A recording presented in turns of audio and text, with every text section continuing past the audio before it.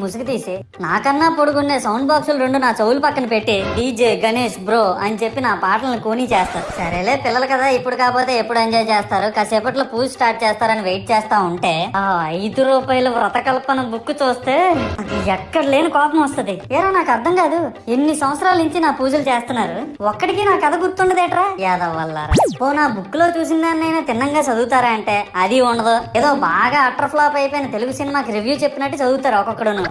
ఇంకా తర్వాత 9 రాత్రుల పాటు నాకు ఎన్ని సినిమాలు చూపించాలో అన్ని సినిమాలు చూపిస్తారా. ఇందులో ఫన్నీ పార్ట్ ఏంటంటే నేను ఎన్ని బ్యాచ్లను చూస్తాను తెలుసా. ప్రతి వీధి పందిరి దగ్గరికి తిరుగుతూ నా విగ్రహాలకు రివ్యూ ఇచ్చే బ్యాచ్ ఒకటి, ప్రసాదాల కోసం ప్రతి పందిరి దగ్గరికి తిరిగే బ్యాచ్ ఇంకొకటి. ఇంకా దరిద్రం ఏంటంటే నాకు కొట్టిన కొబ్బరికాయలు ఏమైనా మిగిలిపోయేమో వాటిని తీసుకెళ్లి పచ్చడి చేసుకుందాం అనే బ్యాచ్ ఒకటి.